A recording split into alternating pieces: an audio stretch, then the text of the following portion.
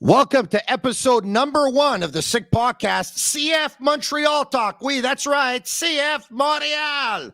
In episode number 1, the Kai Kamara saga continues. The president of CF Montreal, Gabriel Gervais, has weighed in and gave his opinion. And boy, did he ever. Matt go out. Who are the susceptible number 10s to take his place? Game 1 Saturday night. But do people even know? And they surprised a year ago. Will CF Montreal surprise again? All of that and more coming up on the Sick Podcast, CF Montreal Talk. I'm Marinaro. My buddies Filosa and DeFalco joining me in just a minute. Turn up your volume. Because you're about to listen to the Sick Podcast. CF Montreal Talk. Here's the chance.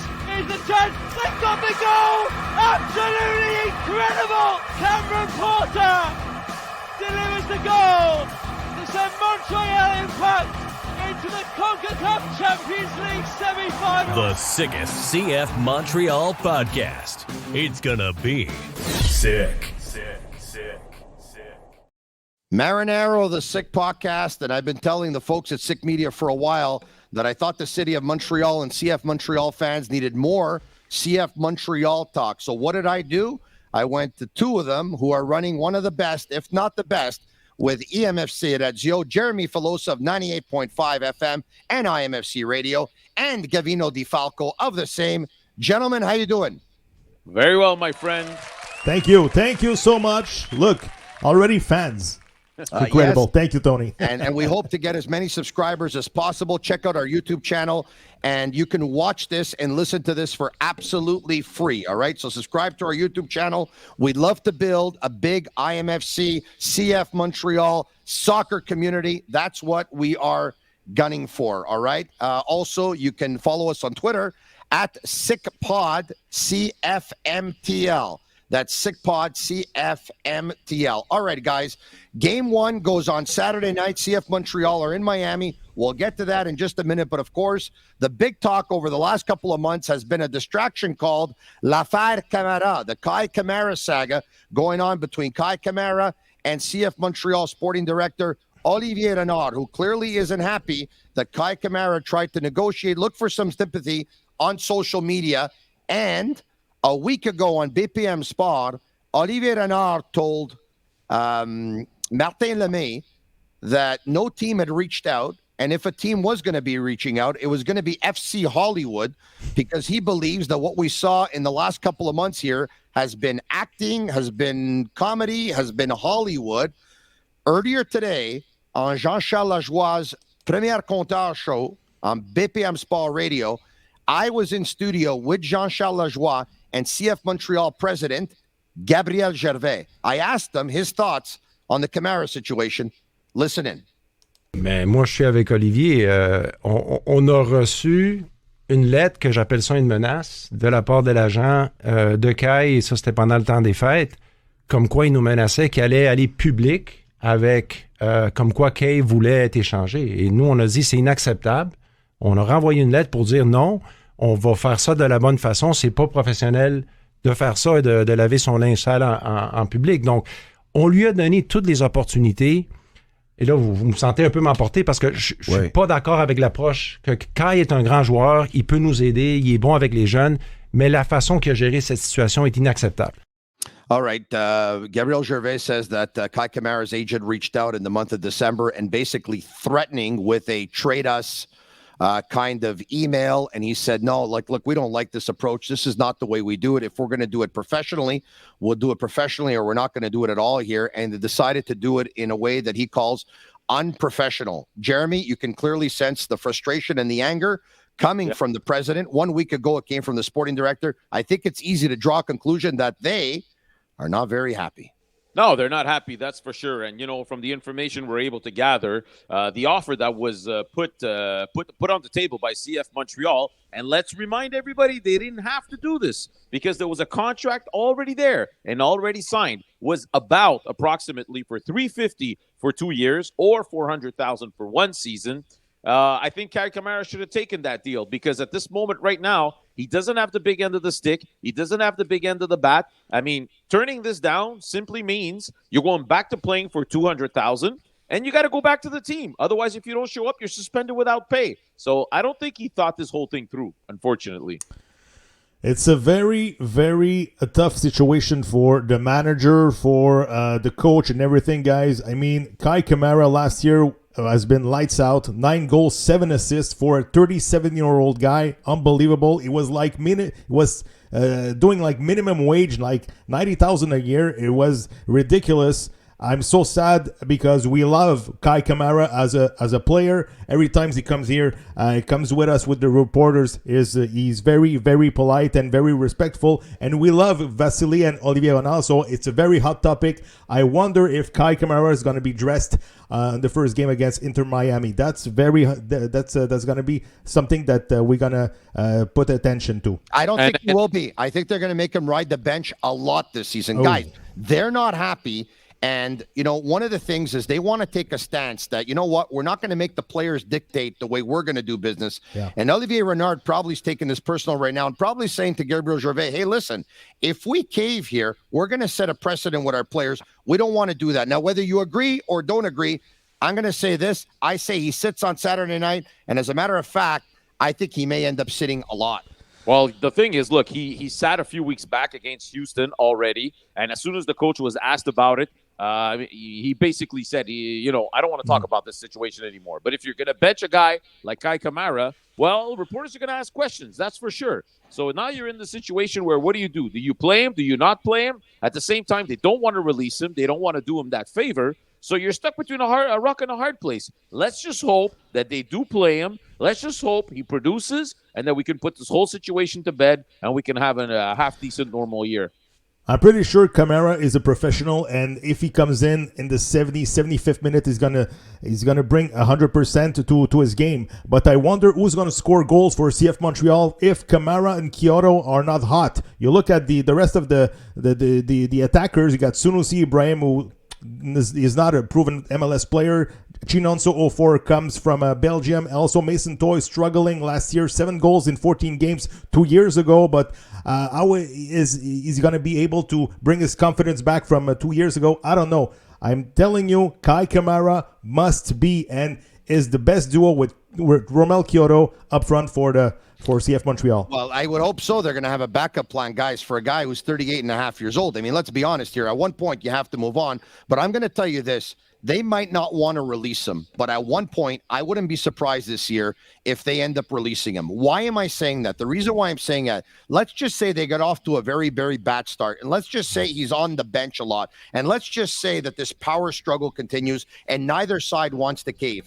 Well, he could end up being, as much as he is a good influence on young players, he could end up being, at one point, a bad influence. And do you want, if Kai Kamara is not happy with his personal situation, if he's not happy with his contract, do you want him hanging around the Vilsains, the Reyes, the Salibas of this world? It should have never gotten to this situation, Tony. They could have settled this last year, honestly. It should have never gotten to this point. And now you're in a situation where you don't know what you're going to do with this guy. And as you mentioned, if the year starts out rough and this guy's on the bench, fans are going to start claiming and saying, why is this guy not playing? Why aren't you putting him on the field? So I don't think the team needs this. And at this point, honestly, I would have put personal issues aside and I would have done what needs to be done to move on. Hey, listen, if Cristiano Ronaldo can release out of his contract, Kai Kamara can also.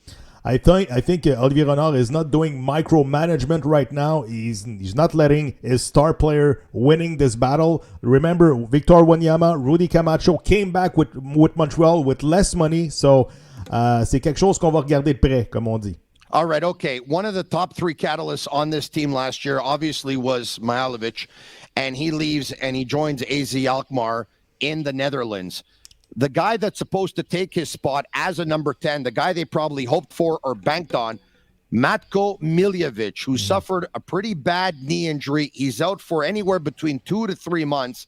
And so Hernan Losada earlier today was asked, with Miljevic out, who are your number 10s? Listen in. On est deux vraiment numéro 10 sur l'équipe. Pour moi, c'est Sean Rea et Ahmed Hamni. Et les deux jouer comme numéro 10. Mais on joue peut-être dans un système différent. J'ai aussi, dans ce moment-là, 6 attaquants, 6. Donc, on verra. Guys, up until today, and we heard the coach say what he said, and he said he believes they have 2 number 10s. Sean Rea is one, and Ahmed Hamdi is the other. Us members of the media were there. We're on social media, and we're speculating. We're giving our opinions, and we're saying, you know what? Mathieu Choinière can possibly play 10. I weighed in. I said, Jules Anthony Vilsain played 10 up until he was 17 years old before leaving for Sporting Club de Portugal Academy with the U19 team. Sean Rea, we know, can play 10. Ahmed Hamdi, we know, can play 10. Nathan Saliba, we believe, can play 10. But out of all those names, the coach clearly came out today, gave 2 names. He didn't give 5. Yeah. He gave 2. Listen. Those are the guys that he sees. Zouir and Saliba did great during this camp. I think they took real steps forward, but they're not natural number 10s. They're maybe 8s, we can call them. He said, we're not sure if we're actually going to play with a 10, but in this league, you absolutely need to play with a 10, according to me. He said about Sean Rea earlier in camp that he's not big enough physically. He needs to mature in that sense. I was a little bit surprised that he didn't mention Vilsain, because Vilsain specifically and clearly mentioned to us that he grew up playing as a number 10, so that's definitely an option. And Choinière has played everywhere, and he grew up playing as a 10. And you know what? In this roster, in terms of experience and players that always deliver the merchandise, I think Choinière is one of the guys that you should be looking to. Remember last year, that game against New England? Yeah. They started Choinière as a 10. They won 4-0, and Choinière looked awesome in that game. So he can play at every position, and I don't think he'd be nervous to take on that challenge. As for the younger guys, I think it's a little early, honestly. Divino? I think they're going to give a right shot to Sean Rea. And I got Chinu. He's only like 5'8", 5'9", but he brings a lot of energy. And I saw him last year dominate in the CPL with Winnipeg, and he had a great training camp. Remember, Jeremy, 2 weeks ago against Houston, he was great up front, number 10. He was putting a lot of pressure on the other defense. Clinical finisher too, and he makes everybody good around him. So I'm pretty sure Sean Rea is going to be a go-to guy for the next month for Losada. And don't forget, if the project is to play kids, well, let's go. Let's play some kids, and let's add some values to those guys. If they sold Torres, it's because they believe in these guys. Yeah, 100%. You're right on that. But I will tell you this, Jeremy, I'll respectfully disagree with one of the things that you said. You don't absolutely have to play with a 10 in this league if you don't have one. You can play with 1 6 and you can play with 2 8s. And I think in Reda Zouir and in Nathan Saliba, they see 2 8s. And they like those guys. And in Piet or Wanyama, yes, they like those guys. And Gabriel Gervais said earlier this morning on BPM Spar, when he brought up their names, he was kind of like salivating, and he said, can they be the next Ishmael Kone? And I want to tell you something. And I'm going to come back to this, okay? I saw all these kids play. I saw Reda Zouir play. I saw Nathan Saliba play. I saw Sean Rea play. They're all very, very good players, okay? None of them came close to Jules Anthony Vilsain. They were not in the same breath. That doesn't mean that today they're not better than him, because obviously they took a development path that he didn't take. They were able to maybe get more confidence in where they were playing than him, who was phased out in Belgium. But I found it surprising when they talked about guys who could be the next Kone. Guys, I'm going to take it a step further, okay? Kone, Vilsain, and Balou Tabla were the 3 biggest difference makers that I ever saw play amateur soccer in Quebec, okay? You're with me now? You're listening to what I'm saying? Vilsain was better than Kone. Better. I saw Vilsain do things that I did not see Kone do, with all due respect to Kone, who was, once again, in that top category with Vilsain and Balou Tabla. But Vilsain was better. Listen, I don't think the coach was nixing him. I think all he said was, listen, he's only been with the group for 10 days. We're going to give him some time, and I'm sure they'll give him a look at some point. Tony, I respect your opinion, but if you're right, it's going to be very, very fun for Montreal and exciting, because Saliba, Zouir, and Rea had a very, very good camp. So I imagine Jules Vilsain like a step further, so it's going to be great for Montreal. If they give this kid time and he starts to gain his confidence and feel comfortable, and I would think that he probably will at home, this kid, I'm telling you guys, the sky's the limit. But I'm going to say this. There's a reason why Choignier's name didn't come up, okay? what's the philosophy of Olivier Renard right now and this organization? They want to buy low and sell high, or develop, introduce, play, and then play and then sell high. Okay, Choignier's ceiling is lower than the ceiling of those players that we talked about. I understand, but if the coach at some point realizes that he gives them a better chance to win, he will play him there. And how great is it to be able to talk about this key position, guys? And the only guy who's not from here is Ahmed Hamdi. All the other guys we mentioned are from here. Oh, by the way, it's his last year of contract for Ahmed Hamdi, so a big year for him this year in the MLS. But the thing is that the MLS, being obviously a league that is not up to par, with all due respect, with Italy's Serie A, with Spain's La Liga, with the English Premier League, kids that come out of Quebec, and there's a lot of talent, and I've told you that, and there's a lot of talent not only in Quebec, but in the country of Canada as well. They could aspire to be number 10s in the MLS. They could aspire to be offensive players. Once they go to Europe, maybe it's a different situation. Take a look at Alphonso Davies is playing left back, right, with one of the best teams. We would have never said that 5 years ago, and now it's a reality. So we're moving forward. Game 1 is Saturday night in Miami, in Fort Lauderdale versus Inter Miami. Gabriel Gervais says the ticket sales are up 20%. But guys, do you feel a buzz in this city? President Joey Saputo has said in the past that he didn't feel the buzz and he wanted to feel it. And we're here and we're going to try and make people feel the buzz. Hopefully what we're going to do here, spreading the word, is going to become contagious. But is it me, or does it seem like every year the season just crawls up on you and then you realize that not enough was done in the offseason to hype this thing up? Listen, there's blame to be taken on the side of the team and on the side of the league. Why don't they have a caravan like the Expos used to have a long time ago? Go around Quebec, go shake some hands, go sign some autographs. They don't do any of that. I don't know why. And again, I repeat myself, but having preseason games closed off to people, this doesn't make any sense. Tony, if me and Gavino had not gone to Florida and had stuff to tell you today on this show, what the heck would we talk about? There would be nothing to talk about. This is a brutal and terrible idea to play these games behind closed doors. It needs to stop right away, because we're never going to be able to build momentum at the beginning of the year. This team was undefeated in preseason. Undefeated. Had people been watching these 5 or 6 or 7 games that they've played and said, what the heck? They played pretty good. They haven't lost a game. Let's buy a ticket. Well, now people don't even know the season's starting. A lot of friends of mine, casual sports fans, they said, well, so how about the season? When it's going to start? Well, it's starting this Saturday. What are you talking about Saturday? You're talking about preseason. No, I'm talking the real season starting Saturday. The club has been in Florida for the last month, the last 3 weeks. And like Jeremy said, where's the marketing? Where is the presentation of the sweater, of the jersey? We have, the players have left. Johnston, Kone, Miller, not Miller, Torres, and all those Mihailovic. And a lot of people are saying they fire sale.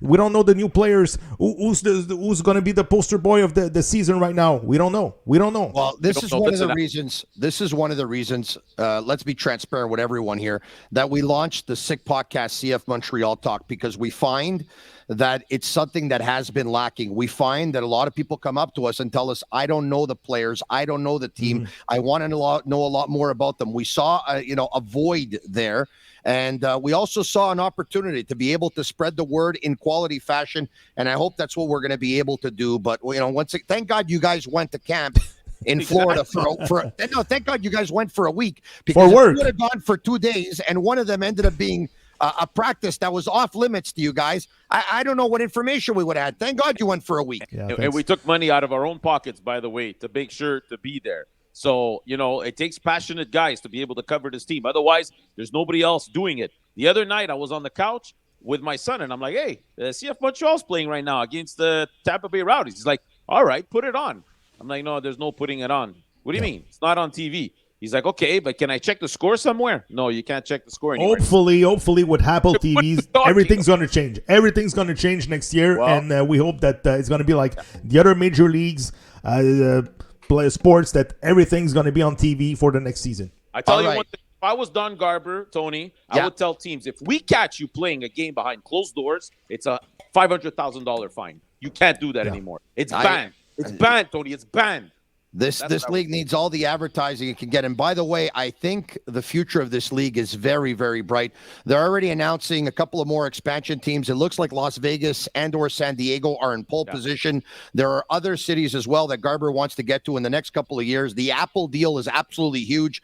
The Adidas sponsorship deal is absolutely huge. Guys, in ending, 1 year ago, this CF Montreal team surprised a lot of so-called experts because they finished second in the East and third in the entire MLS. Will they surprise again? Jeremy Filosa, Gavino Di Falco. Yeah. Don't answer with your heart. I'm asking you to answer with your head. Gavino, go first. Yes, I think they're going to make the playoffs. Listen, there's 9 clubs in each conference that are going to make the playoffs. So 62% of the clubs are going to make the playoffs. For sure, Montreal is going to be in the playoff spot, maybe 7, maybe 6, but they're not going to be a contender for number 1. Listen, last year, 65 points, Tony, and 10 wins, 20 wins in the Eastern Conference, the most by an Eastern Conference team. And also, you look at their record on the road, unbelievable. I don't think they're going to have the same season, but maybe like a 48, 50 point for Hernan Losada this year. Jeremy. Yeah, I think they sneak into the playoffs somewhere maybe around 7th, 8th, 9th. I'm not sure exactly, but I think they'll drop off compared to next year. The reason why I do think they make the playoffs is the players that they have lost, they have replaced certain of them. You know, don't underestimate Aaron Herrera on the right-hand side. He's going to replace Johnston very, very well. He's a key player.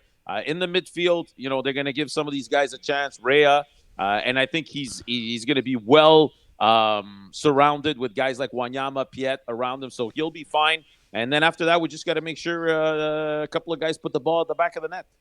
Kone was very good last year. Mihailovic was absolutely amazing. They're both gone. Johnston was very good. Herrera's very good, but Johnston was familiar with the system, with the team, with his teammates, and had more chemistry either, obviously, with the back line, which Herrera won't have from the beginning. Wanyama, I think, is going to be a drop-off from a year ago. I also believe that Kyoto is going to be a drop-off from a year ago. Pantemis is probably not going to be pushed the way he was pushed a year ago. Long story short, the kids are probably going to be asked to do a little bit too much too soon. I think it's a huge drop-off for CF Montreal. I believe, and I don't want this to happen, I believe that if they make the playoffs, they're going to have to play for that play-in to make it. So at best, I see them 8th, 9th playing for that play-in. But if you had to ask me right now, do I see them in the playoffs, yes or no? I'm leaning more towards no. Tony, at least it's the same system, so you don't start from scratch. It's the 3-5-2, so some of the players are used to play in the same system that Nancy was in 2022. But the thing is, the bench. Is the bench better than 2022? That's the big question. A lot of young kids, they don't have the MLS experience, and that could play. Well, you know what's better? CF Montreal Talk right here on the Sick Podcast in English and EMFC Radio en français avec Jérémy Filosa et Gavino Di Falco. You can find them obviously on their Twitter accounts and on Patreon. Guys, episode number 1, I think it was pretty sick. Game 1, CF Montreal at Inter Miami in Fort Lauderdale goes Saturday night. We'll be watching. We'll be talking. I hope you'll be subscribing. It's absolutely free. Cheers, guys. Ciao. Have a sick night. And that's a wrap. Hope you don't miss us too much until next time. Follow the Sick Podcast, CF Montreal Talk on YouTube, Instagram, Facebook, Google Play, and Apple Podcasts.